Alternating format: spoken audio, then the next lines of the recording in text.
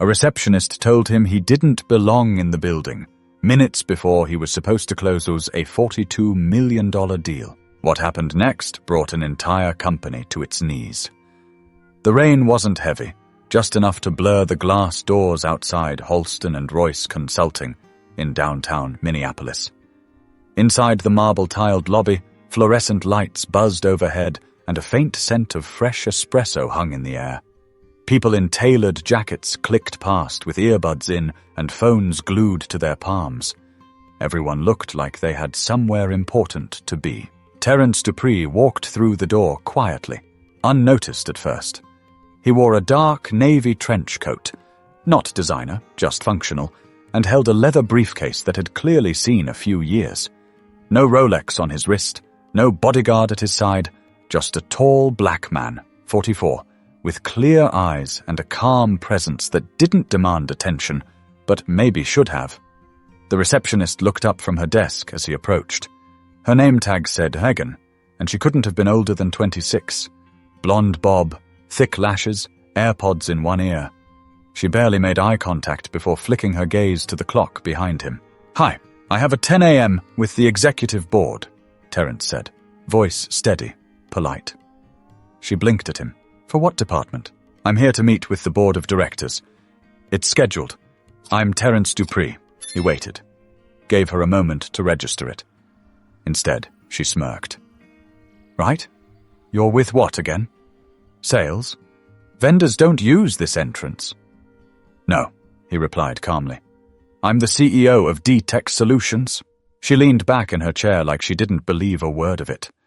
Glanced down at her monitor with a dramatic sigh. "I don't see your name here," she said. "Maybe you have the wrong building." He didn't flinch. "This is 1224 Wabasha Avenue, right?" She rolled her eyes. "Yeah, but like I said, we don't let outside vendors wait around up here. If you're dropping something off, go through loading. Back entrance." Terence paused just for a second. Not because he didn't know what to say, but because he'd seen this movie before. He didn't argue. He didn't flash credentials or make a scene. He looked at her for a beat, gave the smallest nod, and then turned toward the exit. As he reached the door, a junior associate stepped off the elevator. Young guy, probably fresh out of college, froze mid-step when he saw Terence. His eyes widened. "Mr. Dupree," he said, breath catching. "Wait, sir, you're here early. There's still—" Terence raised a hand gently. "No worries," he said, not breaking stride. "Tell them thank you for the opportunity." He pushed open the door and stepped back into the street. The associate stood frozen, mouth half open, before the elevator doors closed again behind him. Back at the front desk, Megan went back to scrolling her phone, not realizing her smirk was about to be the most expensive one in company history. But what they didn't know was who they'd just turned away. Terence Dupree wasn't born into power. He wasn't handed keys to corner offices or trust funds or polished networks. He was born in Mobile, Alabama, in a 2-bedroom house that leaned just a little to the left after a storm in '92. His mother worked nights as a hospital custodian, and his father, when he was around, hustled car repairs out of their driveway. Terence learned early how to make things work, even when things didn't work right. What he lacked in privilege, he made up for in precision. He wasn't loud, didn't run his mouth, but when he did speak, you listened, because he didn't waste words. By the time he was 16, he had already built a functioning desktop out of discarded school parts. Not to play games, but to learn how they talked to each other. Every night, while other kids were texting girls and sneaking out, he was teaching himself how to write code on a broken monitor propped up with a phone book. He got into Tuskegee University on a partial scholarship, finished top 5% of his class, didn't rush a frat, didn't go to many parties. He was building something, and he knew it. His first company, a small platform for managing mobile team schedules, was coded in a 2-bedroom apartment above a laundromat in Birmingham. It failed. He didn't sulk. He reworked it. The second one? Same idea, better delivery. That got acquired. But D-Tech Solutions, that was the one that changed the game. Built it from the ground up. No angel investors, no flashy launch, just contracts, clean delivery, and systems that worked. By year 4, major logistics companies were using it to coordinate truck shipments across the Southwest. He kept his circle tight, his books clean, and his office door open. By the time he was 44, he had turned D-Tech into one of the fastest-growing SaaS firms in the region. Not Silicon Valley, not New York, not LA.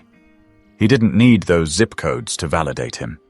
Now, Holston and Royce, the firm that just told him to get lost, was set to sign a partnership deal with him worth $42 million. The deal had been in the works for nearly 7 months. His team had flown out twice. Background checks, paperwork, projections, all cleared. The final meeting was a formality. They just wanted to meet the man himself before closing. They got their chance, and they blew it. Because he didn't walk in with a badge swinging around his neck. Because he didn't look like their idea of authority. Because their front desk gatekeeper couldn't picture him sitting across from their boardroom table. Terence had seen this before. At banks, at hotels, even at tech conferences where people assumed he was part of the catering staff. But here's the thing. He didn't get angry. He never did. He didn't take it personally, not because it wasn't personal, but because giving them that power would have meant they won something. And they hadn't. As he walked down Wabasha Avenue with the rain misting against his coat, his phone buzzed twice. He checked the screen. A message from his VP in Phoenix confirming everything was greenlit for the contract signing next week. Terence stopped, looked up at the skyline, and made a decision right there on the sidewalk. One move, just one. He scrolled to a number in his phone labeled Travis R., Archeon Systems. He tapped. But back in Minneapolis, he had one choice, and he made it without a single word. The call connected in 2 rings. "Terence?" came the voice on the other end, half surprised, half amused.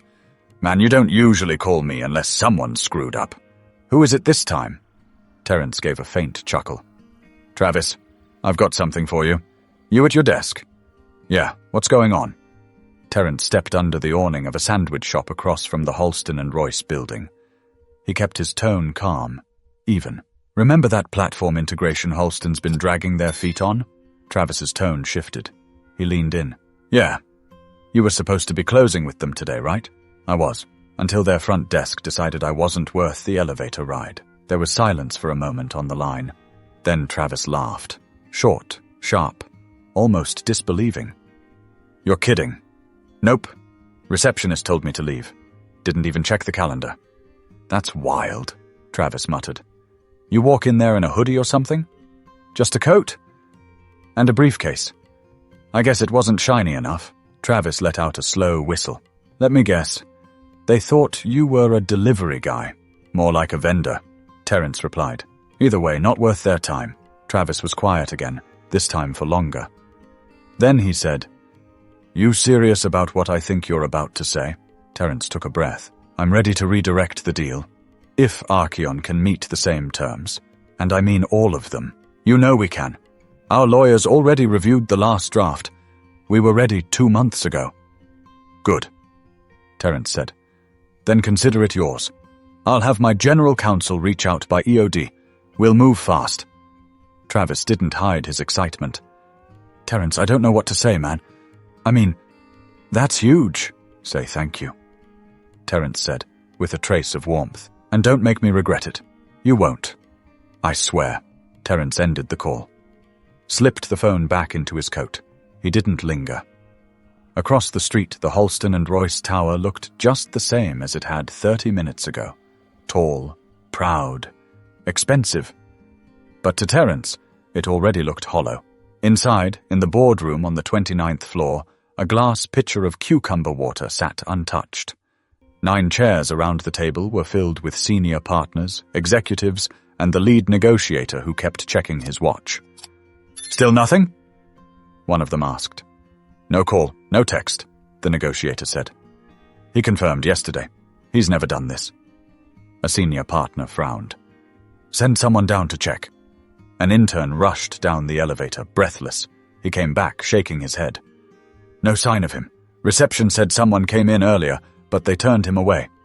Thought he was a contractor. Silence swept the room like a sudden draft. "You're telling me they didn't even let him in?" The negotiator asked slowly. "That's what she said." Murmurs turned into confusion. Confusion turned into unease. A couple executives started typing furiously on their phones. Then a woman in a grey pantsuit, a sharp-eyed partner named Simone Barclay, spoke up.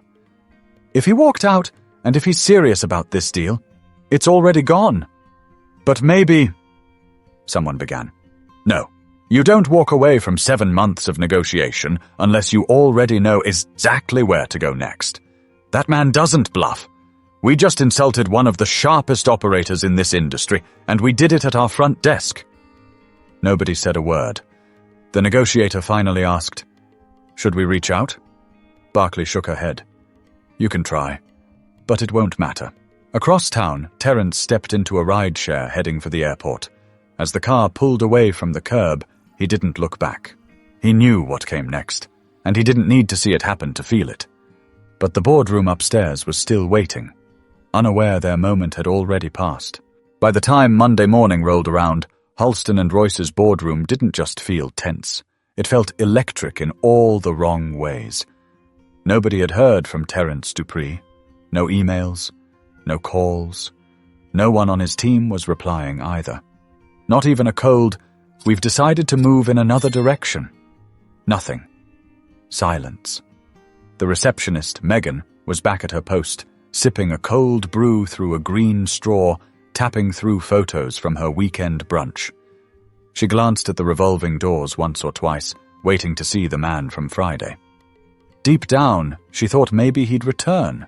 Maybe he'd come crawling back with an apology or some delivery paperwork. But nothing. Upstairs, in a tense internal meeting, the firm's leadership team tried to spin the no-show into a temporary hiccup. "Maybe he had a personal emergency," one partner said. "Maybe he's trying to pressure us for better terms," said another. Simone Barclay, calm and sharp as ever, shook her head. "Terence Dupree doesn't play games like that. If he's gone quiet, it's not by accident." That afternoon, the confirmation came. Archeon Systems, Halston and Royce's closest competitor, posted a formal press release. "We are thrilled to announce a strategic integration with D-Tech Solutions, the leading logistics optimization platform in the Midwest. This partnership marks a pivotal moment in the industry." The email hit inboxes at 2:03 p.m. By 2:15, the boardroom was dead silent. Nobody spoke. Someone actually dropped their pen. A senior advisor, grey-haired and tight-lipped, pushed his chair back and muttered, "Well, that's the damn ball game." Someone turned to Simone. "Can we claw it back?" Simone didn't blink. "You can't uninsult a man like that." Downstairs, Megan still had no idea. It wasn't until later that evening, after her shift during a drink with her friend from HR, that she learned who Terence really was. Her friend leaned across the table, lowered her voice. "You know that deal we were working on for like half a year?" "Yeah, the tech thing?" "That was the guy you turned away on Friday." Megan blinked. "No way. That guy?" Her friend nodded, lips tight. "He's worth more than our entire quarterly profit. You told him to get lost." Megan laughed, nervous. "Okay, but he didn't say he was that important." "He did, Megan. You just didn't listen." The next morning, HR started sending emails about front-facing personnel protocols and gatekeeping sensitivity training. Megan was pulled into a meeting by a supervisor who used words like reputation damage and public perception. She kept asking, "How was I supposed to know?" But nobody had a good answer, because that was the problem. Meanwhile, Terence was already deep in talks with Archeon's executive team. He had moved fast, signed within 3 days.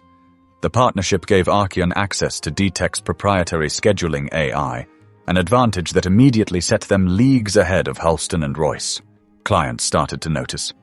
One by one, companies that had relied on Halston for years began calling with questions. Then cancellations.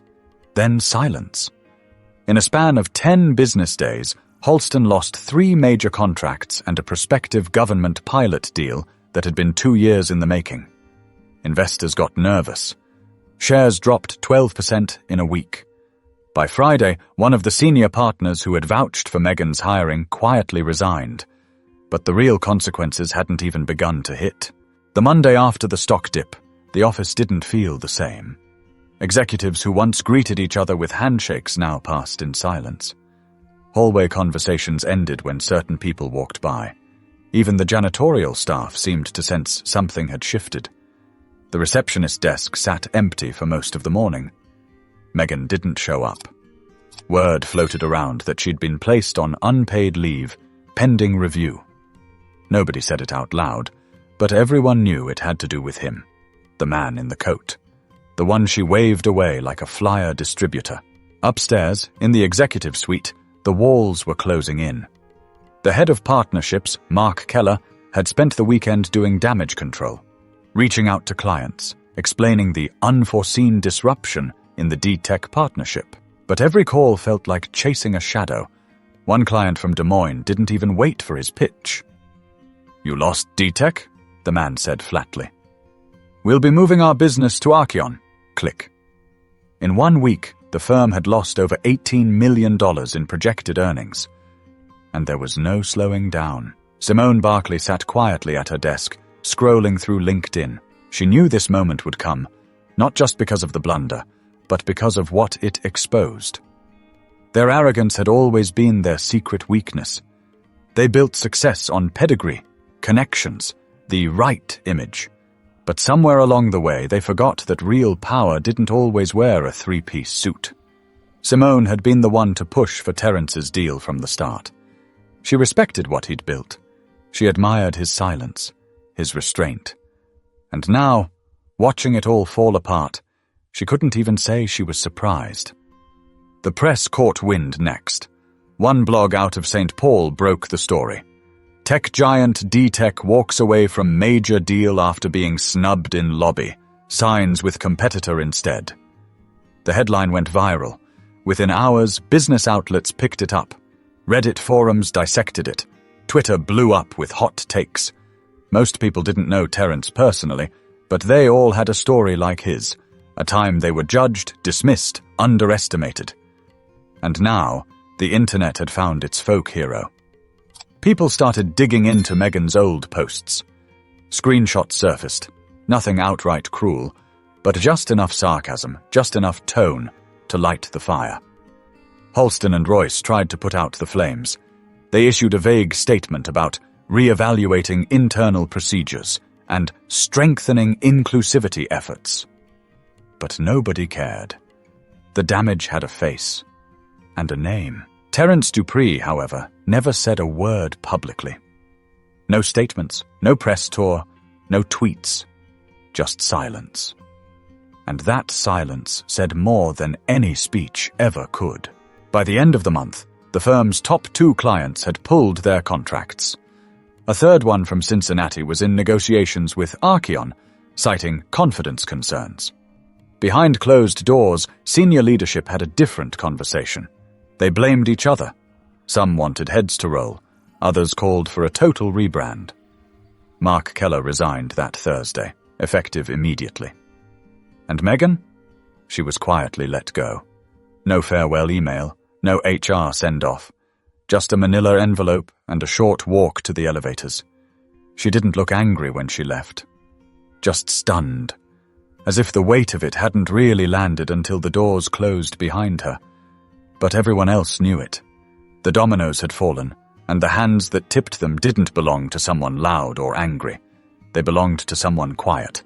Someone who didn't need to scream to be heard. But the final blow came from the most unexpected place. 2 months later, just as Minneapolis was thawing from a stubborn March cold, Terrence Dupree returned. He didn't announce it. No emails, no calendar invites, no cameras. He walked in through the same glass doors, wearing the same dark coat, carrying the same worn briefcase. Only this time, the security guard on duty stood up as soon as he saw him and radioed upstairs. Within minutes, someone from the executive floor was on their way down to meet him. Terrence didn't speak to the front desk. He didn't even glance at it. There was no Megan there anymore, just a quiet temp named Rosalind, who offered a polite, "Good morning," without recognizing the man in front of her. He nodded once, barely, and waited. Simone Barclay was the one who greeted him. She stepped off the elevator in a tailored black coat, her expression unreadable, but not cold. She didn't offer a handshake right away, just a quiet, "Terence," as though she were acknowledging something overdue. He returned her name with the same calm tone. "Simone, appreciate you coming," she said. "Even if it's not for what we hoped." He didn't reply to that. Not right away. They walked together to a small private conference room on the 3rd floor. Nothing fancy, no big views, just 2 chairs, a table, and a carafe of coffee someone had thoughtfully left, though neither of them touched it. Simone sat down. "I'll be straight with you. The firm's taken a beating. We lost 5 major contracts. 2 more are pulling back. Our reputations, well, you know." Terence said nothing. "We've made changes," Simone went on. "The people responsible for what happened, they're no longer with us." "That's good," Terence replied calmly. "But that's not really why I'm here." Simone folded her hands. "Then why?" Terence looked her in the eye. "Because someone asked me if I was ever going to say anything. Publicly. About what happened."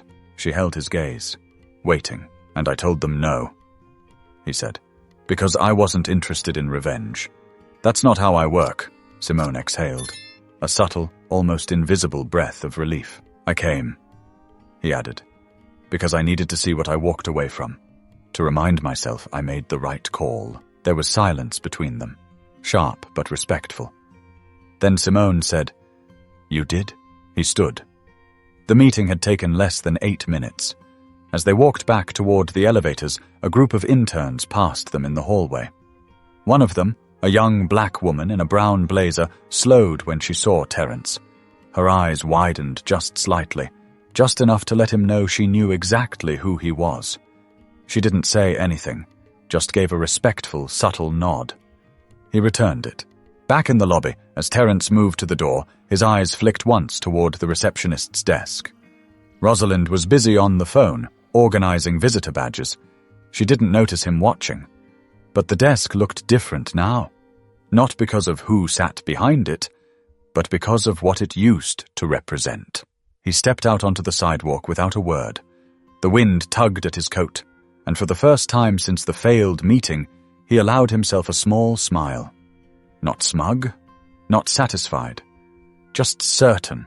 Back inside, Simone stood in the lobby for a moment longer, watching him disappear into the crowd. A man they could have built something powerful with. A man they misread, underestimated, dismissed, and yet he'd given them the rarest gift of all, grace, but the lesson stayed with everyone who witnessed it. It's easy to talk about power like it always announces itself, like it walks into a room with a red carpet, name tags, and a round of applause. But real power, the kind that moves without noise, that doesn't need to explain itself, that power looks a lot like Terence Dupree. No titles stitched on his chest, no entourage, just a man, his work, and the history that shaped him. Halston and Royce learned something the hard way, something most people don't figure out until it's too late. It's not just bad business to judge someone by how they look. It's short-sighted. It's lazy. It's a kind of blindness you don't notice until everything's burning and you're wondering who struck the match. Terence didn't destroy that company with a press release or a smear campaign. He didn't need to. He just chose to take his value somewhere it would be respected. And in doing so, he reminded a lot of people, loudly, silently, that respect doesn't trickle down from wealth or clout or image. It rises from character, from how you treat someone when you think they have nothing to offer you. And maybe that's what stung the most for the firm.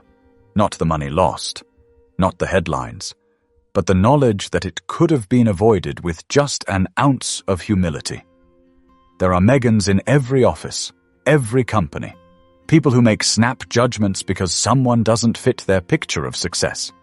Sometimes they do it quietly, sometimes with a laugh, sometimes with a line like, "You don't belong here." But what if that person is the opportunity? What if they're the one holding the key to your future? What if they're already 10 steps ahead, and you just slammed the door in your own face. This wasn't just a cautionary tale for corporate America. It's a lesson for all of us about decency, patience, and slowing down long enough to see people. Really see them. Not for what they wear, not for how they speak, but for who they are and what they bring to the table. Because the truth is, character walks into the room long before credentials do. And if you can't recognize it, you don't deserve the benefits it brings. So the next time someone shows up looking different than you expected, pause. Listen. Ask. Don't assume. Because the cost of arrogance isn't just financial. Sometimes it's your reputation, your partnerships, your future. And once it's gone, you don't always get a second shot. If this story made you think or hit close to home, don't scroll past. Share it. Talk about it. And if you haven't already, subscribe. We've got more stories just like this, and every single one holds a mirror to the world we live in.